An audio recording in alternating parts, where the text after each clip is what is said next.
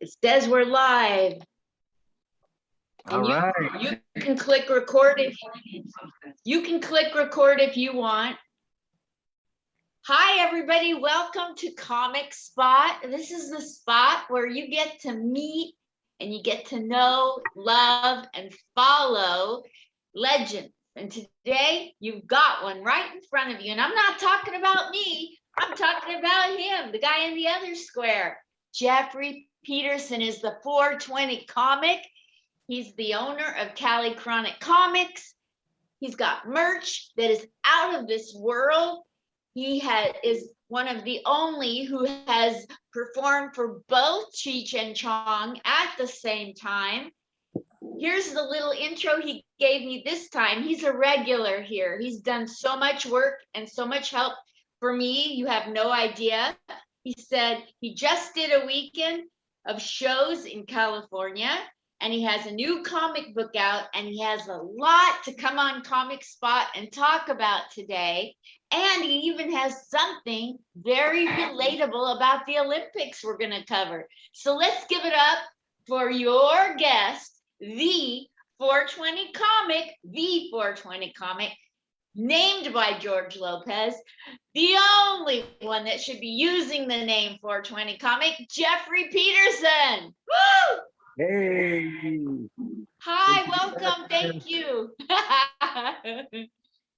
All right. So how we doing? We're doing great. Thank you so much. Had a little siesta for a couple months away from people, and I'm back. And I'm so glad you're here today. Oh, well, we need you. We need you back. It's your exuberance is so important to what we do, and your energy. I mean, not only do you have such a love for comedy, you being a comic, you kind of get our nutty kind of mindset. To be a comedian, there's got to be a little something wrong with you.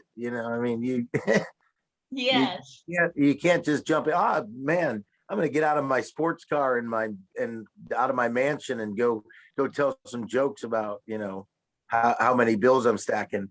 That doesn't work. You got to have a little bit of strife to overcome. Yeah, which makes us the nutty people we are.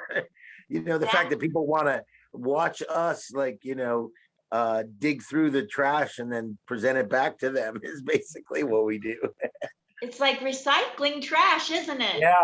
Yeah. We're the white elephant. We're the person in the room that's like, somebody's got to say something. I got to say it. So, but in spite of cancel culture, here we are. And I think if anything, cancel culture has given comedy a kick in the pants to we need to remind ourselves that we're not supposed to tiptoe.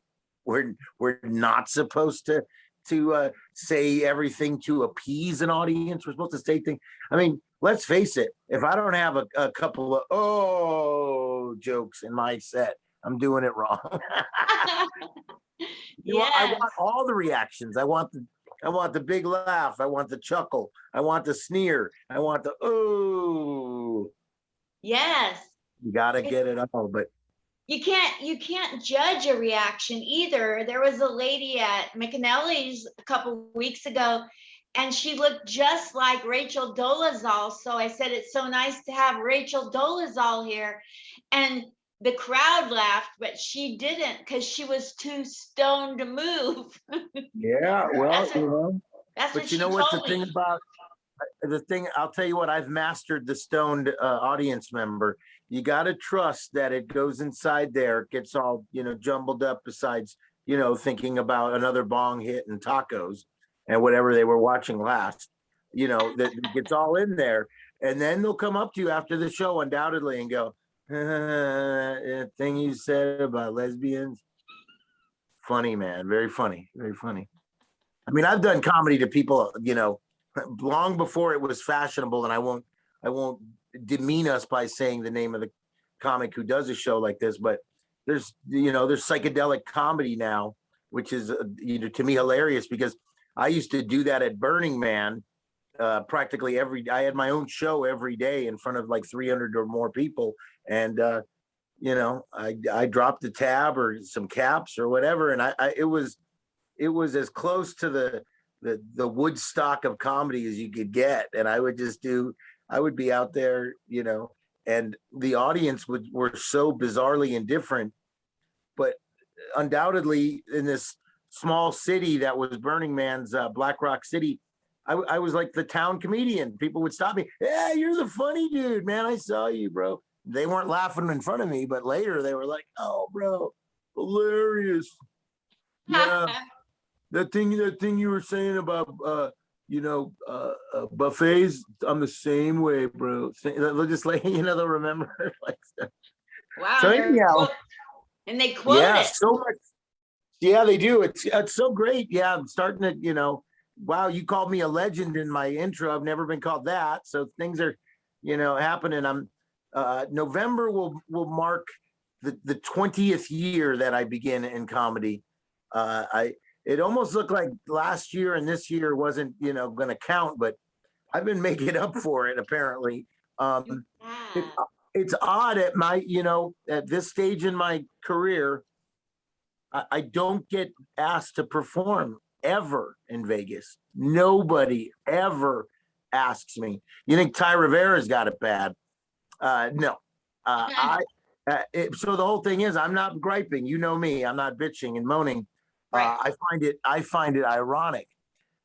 You can't take away the fact that I was there 6 days a week with Carl LeBove at Bally's following Wayne Newton. Can't take away the fact that I've performed at Planet Hollywood, Mandalay Bay opening for the Whalers and the Ozo Motley. You can't take away the fact I've done the Laugh Factory, the Stratosphere, Orleans, the Rio, up and down the Strip. I've performed at all these places. So to me, the cold shoulder is hilarious. And I'm certainly getting booked outside of here. I mean, they're calling me all over. I just was in Virginia and I was in California. Now I'm going to back to Denver again. I was in Denver 2 months ago. Now they're calling me back. So I'm certainly wanted elsewhere. So it is ironic. And what's funny is the people that don't book me certainly troll me. Yeah, funny how that works. But you are so hilarious. And I call you a legend because of the fact that you've been doing this so long, so well. Not only do you do comedy, you do animation. You worked with the great Stan Lee. I did. You've got your own comic book line. You can put me into a comic story, make my own comic book. That's right. Look out. I don't know what you can't do. What can't you do? Oh, there's some things I can't do. Most definitely. I'm not a rapper, that's for sure. No. I bet you could if you wanted. You could do impressions. I think I might. Yeah, I was in a rap metal band, but years ago. But there's lots of gifts and talents that I don't have. A lot I've been blessed with, because you want to know mainly why. Is because my brother and I, who's my business partner, Dagwood, we don't care if we're not going to make it. We try. When we set out to be in a rock band, we didn't set out to be in a garage band. We set out to be the #1 band in Los Angeles, and we were. By the time we quit, I had 6 labels ready to sign us. The only thing that changed overnight was grunge, and I just wasn't going to be something I wasn't. So I was true to myself. But my heroes would come see me. Ronnie James Dio would come see me, and he told me to my face how much he likes my singing. So, anything I've set out to do, I hit the brass bell, and then it didn't matter if I went on further. I wanted to be, as a child, I wanted to be a comic book artist or a cartoonist. I got to work for Stan Lee right off the bat. Boom. So it doesn't, and these aren't bragging. This is just, what this is a testament to the human spirit. Just do what you want to do and don't let anything derail you from anything, so if you're gonna, George Lopez, like we've discussed many times, he told me stick to this, you'll be right there with Cheech and Chong. It happened. That's You know? crazy. I mean, and when you get invited to Tommy's 80th birthday, you pinch yourself and you go, I guess I really have accomplished these things. That's Um, incredible. so when it comes to comic books, that has been a passion of mine since I was a child. I really always wanted to be a comic book artist, and I've been really making my own comic books since I was, 6. So now we've got our 15th title out. It's called The Legend of Mean Green. Talk about a legend. This is about the legendary Darren Johnson, who was known as a hemp hop artist in Las Vegas and Los Angeles and around the world. He passed away last year. And now we have immortalized him in a brand new comic book, and super exciting. I mean, we go old school with the newsprint. And this is where I fuse a lot of my humor now into these comic books. And they just couldn't be more popular. They're getting hugely popular. This is our 15th one, and we released one in June, The Gangster of Love. We've released 3 this year, and we're working on 3 more.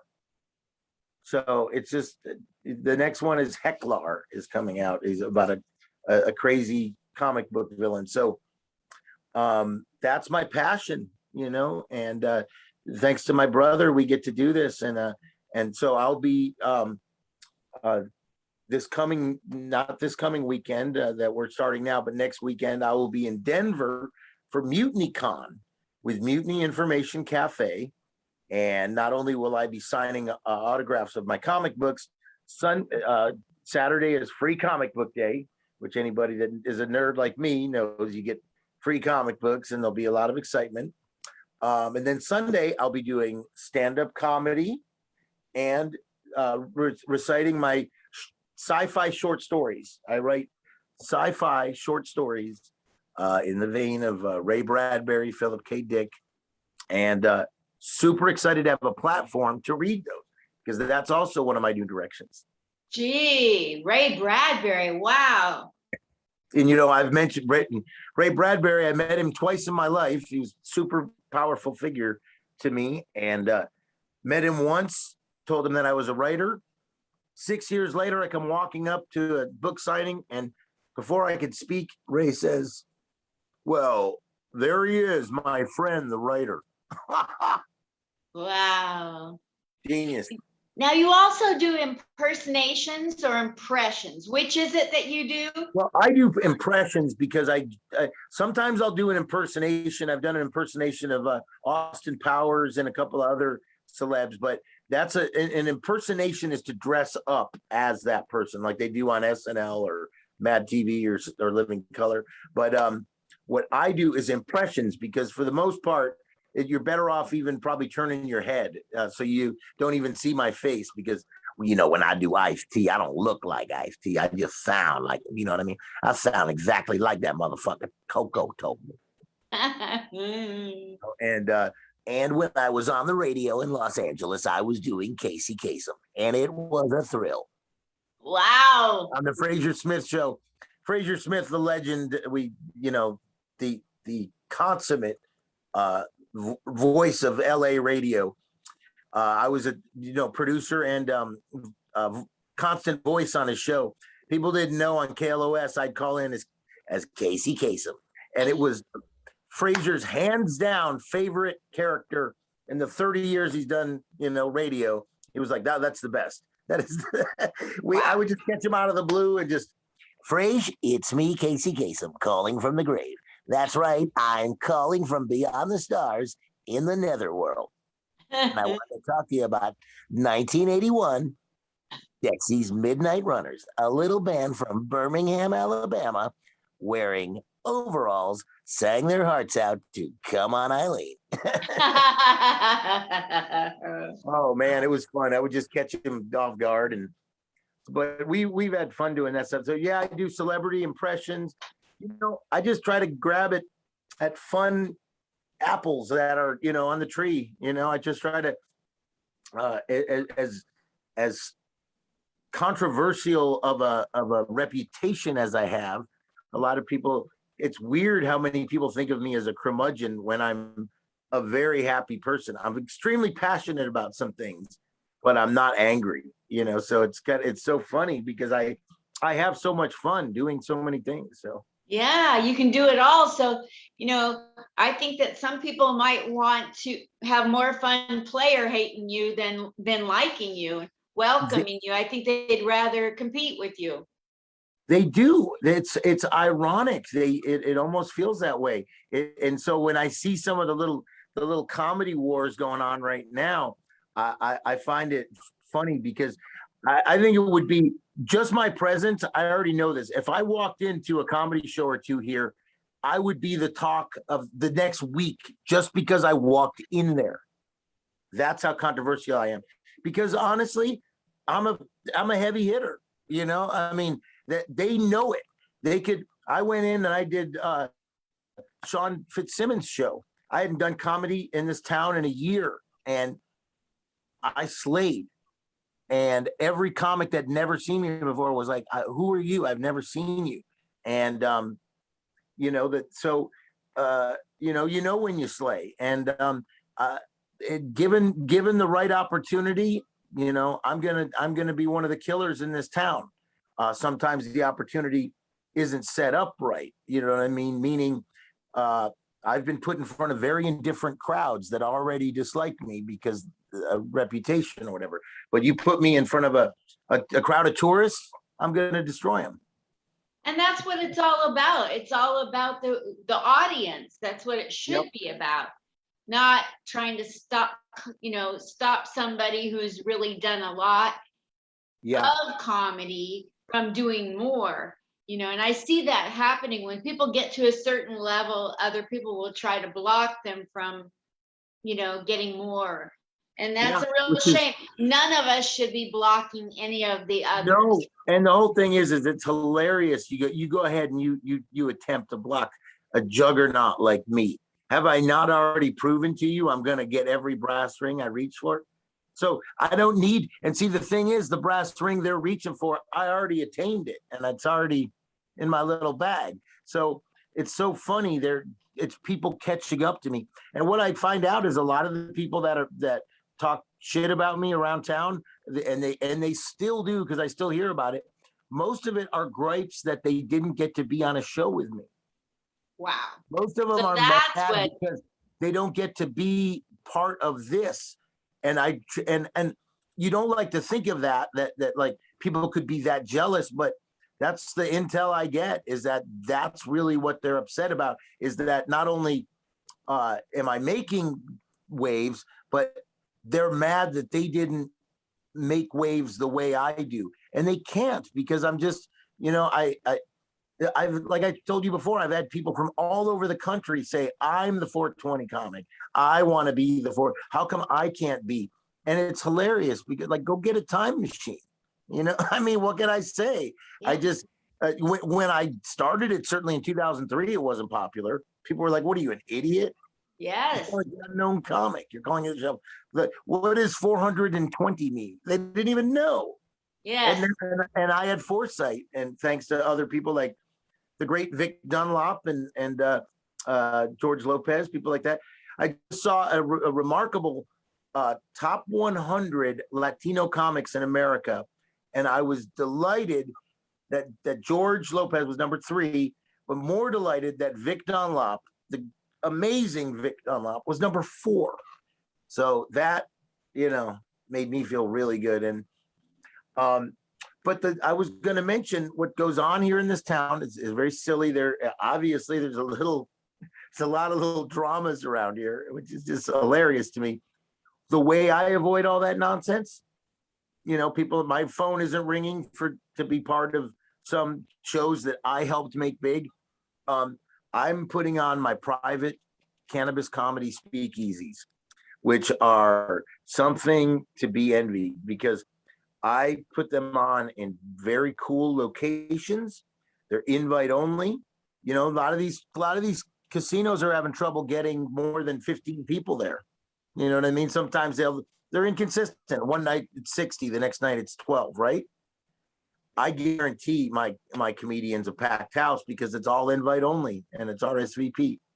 Not only is it 420 friendly, my next show coming up is going to be so 420 friendly, the comedians can smoke pot while they're telling jokes. Wow. The room will be filled with people. So that will be at a location to be announced. I can disclose right now, since it's a comedy show. Check this out. She's nothing to be messed with. She's performs all over Vegas, Los Angeles, Detroit, everywhere. And is that Miss Arkansas? No. This is Ms. Diva, MZ DIVA, Ms. Diva. She is just a juggernaut of comedy. I mean, she's got in your face style that is just hilarious. And I mean, you know, I know funny, and like I said, she was a regular there at the SLS when you're slinging with Monique, you're slinging with the best.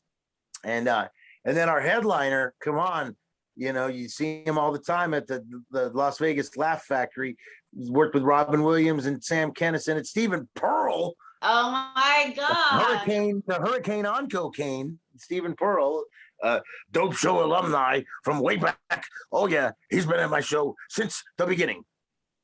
Now, is this the show on August 20th by invite only? This is the show on August 20th that I invited you to be part of, but you're going to be out of town. That's okay. I'll do more. But see, makes me sad. I want to be on that show. Can you believe? Look at that lineup, and it's off the Strip. These are all Strip comedians. They're all people that perform in Vegas. Just like my last one, I had Angie Crum and Kitty Pine and Eric Lewin and I mean Kurt Diesel. I don't mess around. I get the best comedians, the funniest comedians, and this is a private setting.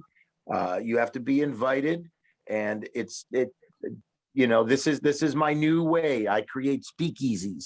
These will be for adults only, and it will be adult on-site consumption of cannabis in a proper way. The lounges are legal here, but not yet. But so these are private. That's why they're, you know, everything's on the up and up, because you have to be invited, and you also have to show your ID to make sure. You won't have to show any other proof of anything else. Don't worry about that. And it will be we won't, and I won't go into detail, but the audience won't be in a hostage crisis. Okay. What else would you like to talk free to breathe. What else would you like to talk about? Talk about anything you want. Your dad used to work for the Olympic. No politics. Your dad used to work for the Olympic Committee, correct? Yes. And even though no one's watching the Olympics, they really aren't. It's pretty sad. And I still don't understand female wrestling, because they're not really wrestling. They just like look. You know, I was raised by lesbians. It looks like two women just mad at each other. Someone dropped something on the ground, and neither one of them want to pick it up, and they're just like circling. You know, the men, when they wrestle, they instantly tackle each other and start beating the crap out of each other. But women are just like circle each other, like two crabs, like. So your father worked for the Olympic Committee. I've told this to people. Amongst my other crazy accomplishments, in 1984, I was 16. I received an Olympic medal from the Olympic Committee. This is real, 100% real. This is given to me by the Olympics, as you can see, Olympic insignia. This was for artwork. That's right. Yeah. It barely fits on my head. My head is so big it barely fits on. But I received this for artwork when I was 16, 15. The neat thing was, this is the neatest part. I stayed in the summers in Los Angeles, and I was in the West Side, in the hood. But oddly enough, right there on Robertson, a block and a half from my home, where I stayed with my mom for the summer in 1984, was the location where they had the the gallery for the artwork of the Olympics for that year. My art was displayed there a block and a half from where I lived, where I was staying. It was just incredible. I would go there and just see my artwork, and this is what I received for that. So you created a piece of art that was accepted and used at the Olympics? yes, as a poster. And it was actually an art project for my, ninth grade art class. Mr. Morgan's art class, he had us draw, participate in a contest for the Olympics. And I remember I drew 4 panels. I drew a wrestler, like someone doing a decathlon, a runner. I did 4 different little things there. And I couldn't believe it got picked, but then, they gave me the whole 9. They gave me the ribbon that goes with it. Wow. And they gave me the documentation from the Olympic Committee. So I am an Olympic medalist.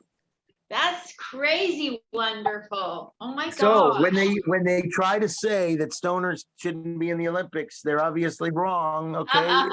Bonds ain't bad. Before Michael Phelps, I was getting stoned and but mine was for artwork, not athletics. So I'm very proud of this. It's a neat thing that I'm kind of blown away that it happened, at such a young age. But I was winning art contests when I was 6. So I mean, oh my gosh, I've always liked stuff like that. And speaking of that, I'm entered it. I've submitted to the Big Pine Comedy Festival. Wow. And I've submitted to the Albuquerque Funny Fest.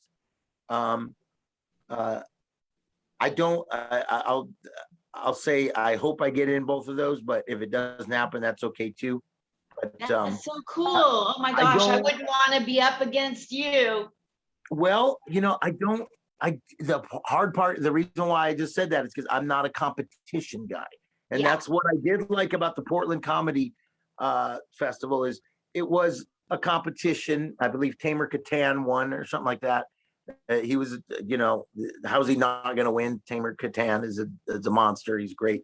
But I wasn't in competition with anybody, I just got to hang out with Bruce Valanche and you and Dark Mark and cool people and Richard Schaffler. And Jessica Wellington and Felicia Michaels. Right. And of course, Dante and Rebecca put it on, but it was a blast. But I got the good fortune, which made my event was I got to headline the cannabis comedy show on the Friday night there at Harvey's. So that was a dream come true because that was Vic Dunlop's. That was his big club, the club that of all the clubs they loved Vic more than ever there. So, but at Harvey's. At Harvey's, yes. Wow. He used to tell me all the time that was, he say I might not be big in LA, but they love me in Portland, Wow. So I didn't know he was the regular at Harvey's. Oh yeah, Jeff told me how much they just adored Vic. He was like a god to them there. That he was just the nicest guy. And Vic, you got to really check out Vic Dunlop's old comedy. He was just like one of the funniest humans I've ever met. And he was on the Richard Pryor show with Robin Williams and Argus Hamilton and Marsha Warfield and and Tim Reed. I mean, what a lineup. I mean, when you're in the cast of the Richard Pryor show, you're doing something, Yes. They overlooked him in the Comedy Store documentary. Mike Binder didn't get the memo, but Mike Binder was there. He knew what it was. Yeah. Have you ever aspired to be on late night with your comedy? Like one of the late night talk shows? I did years ago, probably when Craig Ferguson was on, but I'll be, without getting too political, I despise and like deeply every one of the talk show hosts. They're despicable human beings. Oh, if I had time to discuss what their real lives were like, I'd have to have a puke bucket. So no, I don't want to talk to those guys. None of them. What about Dry Bar? Do you aspire? I don't can I be honest and say I don't really aspire that much in comedy. Like I'm not being egotistical when I say I've done so much, but it's not inspiring me right now, like it used to. Putting So on your shows and all your comic book yeah, events and but when I 420. say it doesn't inspire me, that what's going on in the world is so like sci-fi to me that it's opening up this very serious side of myself. Yeah. I want to represent myself. I'm probably making a transition here. I want to do live spoken word sci-fi short stories. I write short stories and I wrote them 25 years ago and dug them up. And they're very predictive about what's going on right now and stuff like that. But I wrote them 25 years ago, some of them. My So goodness. my goal is to put on live shows with famous comedians with great voices. I've already lined some up, reading serious sci-fi fantasy short stories. Wow, that sounds A complete interesting. twist, a Yeah. serious side of these comedians. Yes, that's my next goal. More Oh than my more gosh. than trying to be on comedy dynamics or trying to be on a talk show host or any like fame is not something that I'm interested anymore in. Mhm. Making quality art is. That's awesome. Yeah. So in the next month, you have your by invite only 420 friendly. You can use 420 while you're on stage show. Yeah. It's a speakeasy at an undetermined, where, but you don't say it. I'll announce it. I'll announce it next week where it's going to be, but you'll still have to have an invite to come. But it's a really nice location, strip close. And Awesome. I've been doing this for a few years now, and this is going to be. If you want to see me do comedy in Vegas, this is how you'll see me because I'm going to be doing private, really cool events. That's so awesome. I'm Yeah. so excited for you that you're doing this.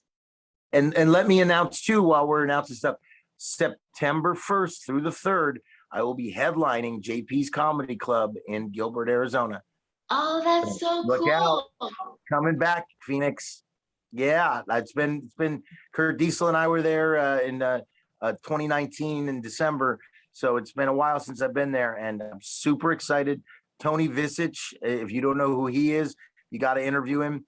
Tony Visich is a Arizona comedy staple, and he teaches comedy in Arizona.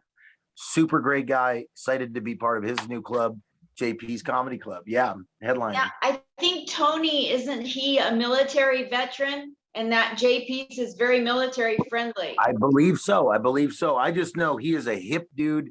He and I have had some great convos, and I couldn't be more excited than performing there for a weekend. And then October 1st through the 3rd, my God, folks, look out. Unicon is coming. Unicon is going to be the biggest comic book convention to ever hit Las Vegas. It's going to be at the World Market Center. I will have a booth there with CaliChronicComix. You got to come out. There's going to be some big stars, big celebrities in the movies, TV, and sports. Comic book world.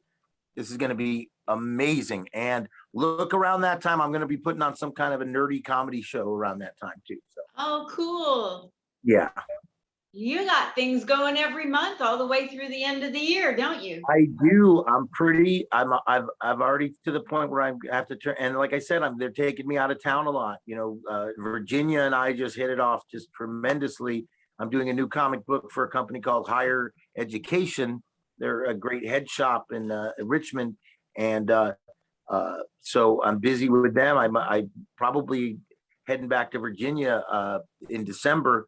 So yeah, I just got so much going on here. It's just and anytime you don't see my name doing comedy, it's because my nose is in a comic book drawing a new comic book. Yes. I walked around with you and Kurt Diesel at the Expo Center, Yeah. Convention Center, and there's nobody I have seen who networks as hard as Jeffrey Peterson. If you're networking, you aren't networking as hard as Jeffrey does. He worked so.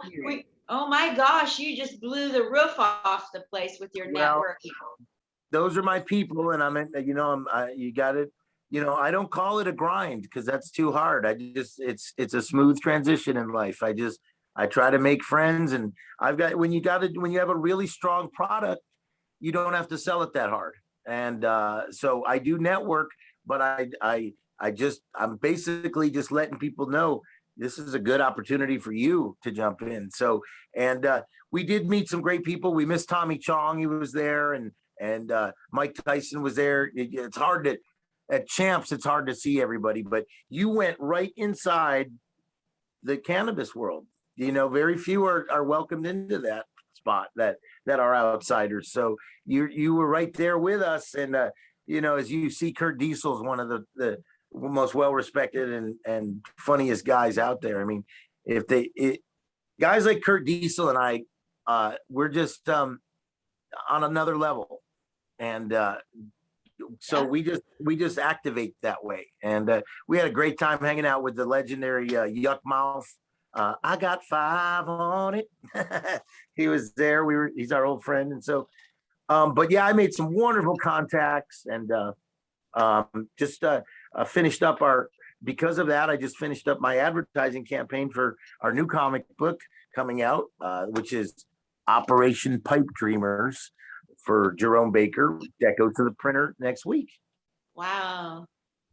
That's crazy. Yeah. So if you have a business or a company or a personality and you want to be inside your own comic book, yeah, he can do this for you. That's what Jeffrey does. He takes everyday people and turns them into comic book characters. Well, you know what? I make dreams come true for people that have some notoriety. And there's been people that have come to me and said, I want a comic book. And first, what's your budget? After that, what makes you unique?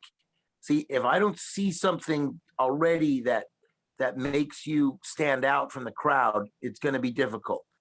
So there have been a couple people I've turned down, but oftentimes, like with the higher education, they're just such dynamic people, Dawn and Seth, that I can't wait to show everybody who they are, because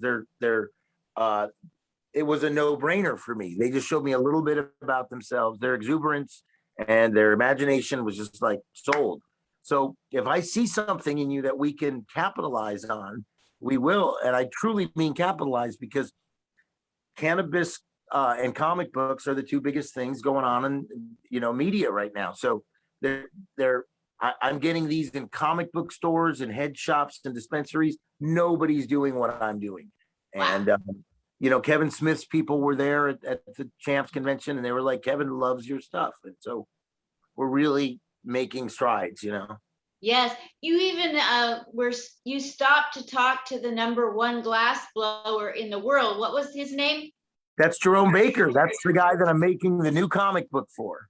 We're just he's going to add some artwork to this, which is going to blow everybody's mind, because he's a brilliant artist. He's he in our world of cannabis, he is he's the Tiger King. Yes. Whatever benchmark for popularity there is nowadays, he's it. He's beyond a legend. He's a freedom fighter, and just to a lot of the ladies, he's a rock star like type person. I mean, I know so many women that are enthralled with just his looks. So to make him as a comic book character was very easy, because Jerome Baker is a larger than life figure. So wow. Well, what would you like to say as a closing statement to people watching this video? Because this video, I'm marketing my videos to veteran-owned companies and to veteran organizations to play in their lobbies and waiting rooms. So that's great. Anything you want to say, as long as it's not political. Yeah. By the way, I'm running for alderman I'm just kidding. No, Linda, I can't appreciate what you do enough. I think it's fantastic. You set out to to interview the widest variety of comedians you can. And my God, your resume in this department's huge. Look at this. You're talking to so many great people. I mean, the fact that you've spoken to people that I know personally, like Tommy Chong and Fraser Smith and some of these people. It's delightful to me. And there's just it just makes me want to tell people more and more, like, you got to talk to Linda. You got to have an interview with Linda, because it's really less an interview, more of a conversation, and a conversation is great. And all the great interviewers, like a Fraser Smith, they're great conversationalists, Now, you asked me one thing. You have actually handed me some of the best interviews I've ever gotten. Yeah, well, my pleasure. And you did ask me about being on these shows. I don't have a desire to be on one of the late night talk shows. I'm curious, though, why Joe Rogan has never asked me to be on a show. You would think that'd be a natural. Right. And I'm when it got close to 420, I was thinking maybe he's going to ask me to be 420. But because I've hung out with Joe, and super smart guy. We think alike on some, as far as some existential stuff. But I don't want to be that guy that reaches out and goes, "Hey, how come you haven't had me on there?" But if Joe Rogan asked me to be on his show, I'd fly to Austin and be on a show, because it would be neat to be part of that, the kind of cultural thing he created, in a way, you know what I mean? And there's a lot of other great, comedians that have podcasts, but Joe is the closest thing to a like Tom Schneider that we have. And I love Tom Schneider. So yeah. Well, so, yeah, I have to tell you, you aspire to Joe Rogan. I aspire to be on one of your shows, and you invited me to be on your private one, August 20th. And I'm so sad that I'm in the Burbank Fest and can't make it. Don't tell him I said that. What a good excuse, What? I said, what a good excuse to be, not there. So no, you're in a good spot. Flappers is fun. Well, I'll do my shows again. I'm going to be doing these pretty often, and but no, I have a great time there with Barbara over there, and it's going to be. I'm sure some big name people will pop in there, because Flappers always has that. I lived in Burbank for 8 years. Used to teach Sunday school there until I was married there. Fell in love there. And thankfully, got divorced there. But the police literally asked me to leave. Is that over pot? Oh no, it was just the way I looked. Oh, I've never been arrested for pot. Nothing like that. They just would tell me, "We don't like people who look like you," because I look like Jesus. And I said, I teach Sunday school, and I work for one of the animation studios here in Burbank, because we all know Burbank's the real Hollywood. And they're like, "We don't care. Move to Tahunga. That's where the bikers live." They would tell me to move. Oh my gosh, that's horrible. So I did. So eventually I did. I just said, "You know what? You're right. I will." And I did. What a life you've had. I want to thank you for coming on and sharing what you're up to. And I know that everything that you're doing through the end of the year is going to be fabulous, because you don't touch anything without making it great. That's your track record. Well, I'm shutting down. So my phone's shutting off, but thank you so much. I love you guys. Thank you, Jeffrey Peterson. Bye.